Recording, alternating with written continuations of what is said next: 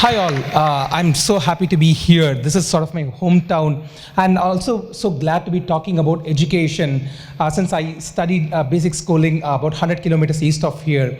And it's also the right time to be so this is the time of Adi Perukku and the time when Kaveri overflows. So it's this period of joy around here.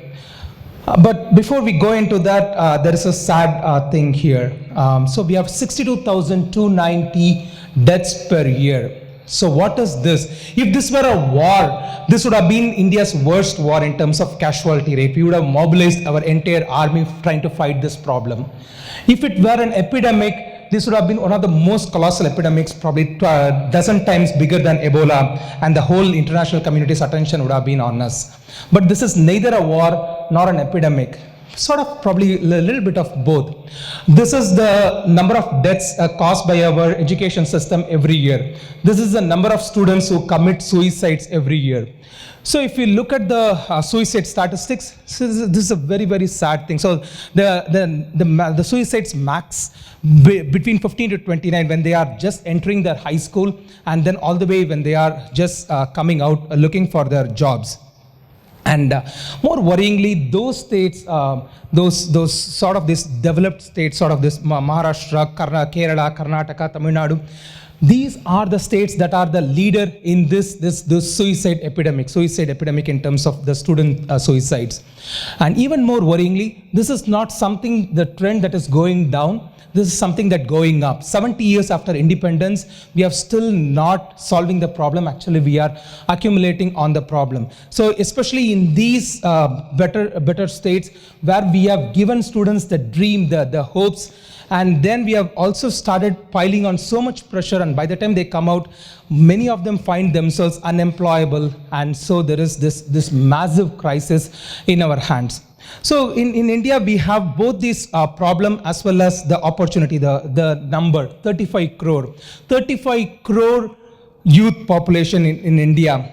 To put this in context, this is the sum of the youth population of Japan, Russia, US, and China put together. So we have that much youth population, and the kind of challenges our country is facing in terms of education is unparalleled in history. No other country has been put through such a challenge, such a pressure, and we have been put through it, and we are fumbling it really badly. So if we don't solve the problem, if we don't give people the employment, if we don't satisfy their dreams, then revolutions happen. So Martin Luther King, in his famous speech, he talks about check that is bouncing. So we are sort of like issuing these checks to these students in the form of their engineering degrees, and they are going to the bank expecting to get a payout. And then the check bounces in the sense that they are not getting their value worth, and that is fueling disappointment. Right now, the disappointment we have sort of contained at the surface, but then these are the disappointments that accumulate and that trigger massive social upheaval, including as much as civil war.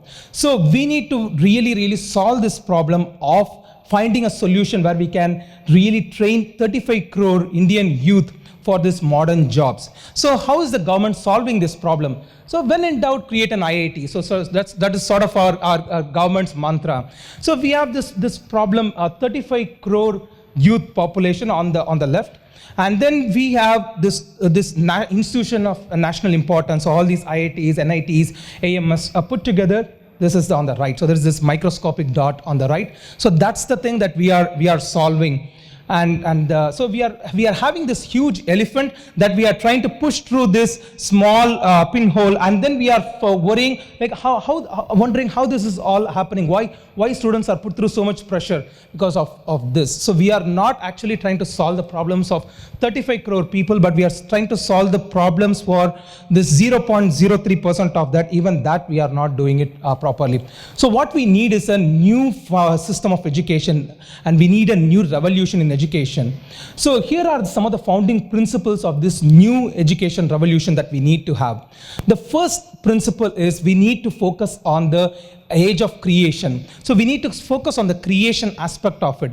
So what is this age of creation? So I will quote Daniel Pink's 4 ages in his famous book called The Whole New Mind. So he talks about the agricultural age. In this agricultural age, the education was primarily dependent on this basic reading and comprehension. So that's what it was required 300 years ago. Then we came to the Industrial Revolution, where it is not just about basic reading and comprehension, but you also needed to understand the processes, because in an industrial age, you need to be you need to really manage these machines, and not just machines, but you might also learn typing, and when you learn a skill, you master it, and then you apply it throughout your life. Then 50 years ago came this information age. Then we got into all our IITs and IIMs blossomed, where the focus was on reasoning and analysis, and these institutions created the tests, GATE, CAT, and JEE, and all those things centered around analysis and reasoning, and we got through that age. But in the last 10 years, we have entered a new age, and most in India have missed it. So the reason why you are hearing so much about entrepreneurship, startups, why startups and being in small companies are so cool now, is because we have entered a new age, and we are not noticing that we have entered this new age. In this new age, it's all about creation. It's about metacognition. It's about self-actualization. That are the key principles. But then our colleges and universities are still stuck in mostly in information age, and some are still in the industrial age. So we need to be creating solutions for the conceptual age, and even the best universities in the US are not doing that. So this is the reason why Peter Thiel like folks are asking people to drop out of college. Even the best of the universities, I know a couple of people who went to Harvard and Cornell, and even they dropped out. The reason is even the best of the universities in the US are not ready to prepare students for the conceptual age, and our universities are woefully behind. And this is another reason why our students and professors are no longer in sync. There is this huge rift because they are in 2 different ages, and we are not paying proper attention to it. So a fundamental new kind of system that is centered around the conceptual age, the age of creation, that we are already on, like 10 years into it, and this future jobs will all require some sort of creation, some sort of innovation, some sort of entrepreneurship, either entrepreneurship or entrepreneurship, depending on whatever term you want to use, but it is all going to be on the conceptual side. So that's first principle. The second principle is it's not just about the utility. Should be the opening of the minds. That should be a key principle. So 30 years ago, a famous South African academic called Seymour Papert, he worked on this new idea called this creationism, building on some of these older ideas, and he brought this new system of education called problem-based solving. There are 5 key principles of this problem-based solving that he, in his mind, it should replace the complete system. So there are 5 principles are big picture. So you're not just telling people how to integrate something or how to differentiate something. It's about why you should integrate, why you should differentiate, the why of things, the big picture, how it all connects, how it all fits together. The second thing is letting students take ownership of what they are doing. So the teachers stepping back and staying as guides and mentors rather than someone who's pouring sand into them. Seed to be nurtured, not a bucket to be filled. The right set of difficulty. In our system, we are having a way in which we make the same thing fit all. So we need to have more of a gamified system where it really adapts. And the fourth element of this is reflection. So once you have built something, once you have built a project, what did you do with it? So you have to provide proper mechanism to reflect on it. And the fifth one is applying to multiple contexts. So once you have done something, once you have solved a problem, how does it apply in multiple contexts, not just in the context that you are solving? So these are the 5 principles of problem-based solving that again we need to learn, the fundamental principles. The third is the value-based education. So in India, we have Mahatma Gandhi everywhere. Like we have him in currencies, we have him in statues. Yes, except in those places that we really require him, understanding him. So we don't really understand how Mahatma Gandhi did his things, and so we have ignored all his principles. So just we are keeping him in our currencies and our statues, all the unnecessary things. So what Mahatma Gandhi did, how did he connect a whole of India in a span of just 10 years. There are the 4 key principles of this Khadi revolution that changed India so drastically.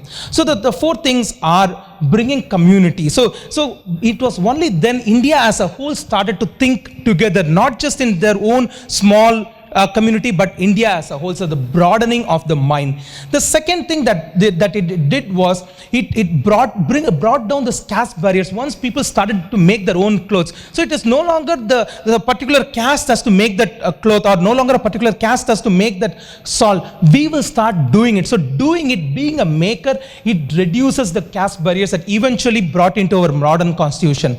Then the third is it brought the elites in touch with the masses, leading to massive exchange of ideas. And the fourth most important thing is it brought the self-confidence in us to be able to solve problems, to be able to organize. And this is the most important thing. So like removing the British and all are like minor side effects of this. But the most important thing was it created this confidence in us. It created this nation out of us, created this great movement where so many great leaders came out of it, brought us decades of good governance. And that is the value-based education centered around making. This Khadi is exceptionally important. So we have forgotten what Khadi means and all those things, but we need to get it back. And the fourth key pillar is anything that we are going to solve should be practical to India's scale. So that means not something that could be applied to few thousand people, but something that could be applied to 35 crore people. There are 3 key principles in this doing at India scale. So the first thing is it's about inclusiveness. Anything that we are going to build, it has to include not just one specific group of people, but of all castes, but of both sexes, of all regions, both rural and urban, upper caste and lower caste, and so on. So it has to be inclusive. So think of your cell phones and internet cafes. So they are among the most inclusive technologies that you ever had. Whether you are sitting in Harvard or sitting in a village in Andipati, the same thing. You are going to be accessing similar set of resources. It's an amazing democratizing medium that this in cyber cafes provided. Again, it has to be very, very frugal, because we are going to be solving something for 35 crore people. We don't have enough resources to spend on these massive campuses in the middle of major metropolises. We need to look upon very, very frugal solutions, just like how we went to Mars. And the third key principle is, again, scalability, rapid scalability. We don't have enough time. The next 20 years, we need to get this going. If we don't get it going, again, there is going to be this massive social clash that's going to happen. So we need to get it really, really fast scaling. We need to make it really, really frugal, and we need to make it really, really inclusive, or any new system that we are going to make. So to put it all together, so we are into this conceptual age. So we need to build something for this conceptual age, not just like being stuck with the industrial and the information age. And the second key element of this is we have to open up our minds using this problem-based solving techniques that have evolved in the last 30-35 years by Seymour Papert and others who have built. And the third element is it has to be value-based education, something that brings our community, something that brings our elites in touches with the masses, something that goes beyond just a utility value. And the fourth thing is it has to be practical. It has to be scalable at the Indian level. So that is where, putting all these together, we have this maker education. This maker movement has been going as a rage in the last 10 years, and especially in the last 5 years, it has become extremely important in the US. So there is a lot of new experimentation going on in this maker culture, and the maker education is a very nascent part of this broader maker revolution. So what do I mean by a maker-centric education? So a simple scenario I want to give is, so here is a person who walks into this, let's say a lab. So anyone can walk into this place. So we are going to give him, say, initially a robotic kit for that person to build. Ideally, that person brings 2 or 3 of his friends to build something together. Get into the habit of building. You could be building robot today, something else tomorrow, but get into the habit of building something. So you build something in the first 2-3 hours with our guidance, and then we will try to popularize it. We will try to add it to the network and so on. We will try to get you hooked into this addiction of creation, because once creation becomes a habit, it's a very hard habit to get out of. and then we can build a whole layer of game on top of it. So you've entered level 1 of this game, and then we will be giving much more harder games on top of it, harder projects to solve it. And as you keep solving these projects, you're going to get points to points, and that will take you through multiple levels. So that will again go into this principles of this problem-based solving approach. And as people keep solving it, it all goes into this network, and we are going to connect it all into a nationwide idea network. So a nationwide idea network where people can share these things, people can mentor each other, people can provide suggestions, and then people can have this whole community-based development.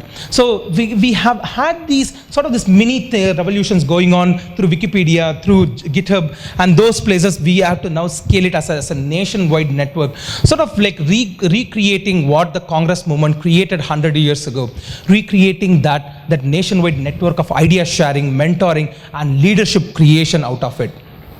So let me put into some of these elements. How do we get students motivated into this? The first thing is bringing students at the right level of challenge. So most often this is what we fail in our system. Either something is too hard or something is too easy. So we start something really basic and then we jump 10 steps up directly. So we don't have the right level of granularity in terms of difficulty. So we need to provide the difficulty at the right level to keep students constantly engaged. And then the second element is community, building this community of closely related people, building something together.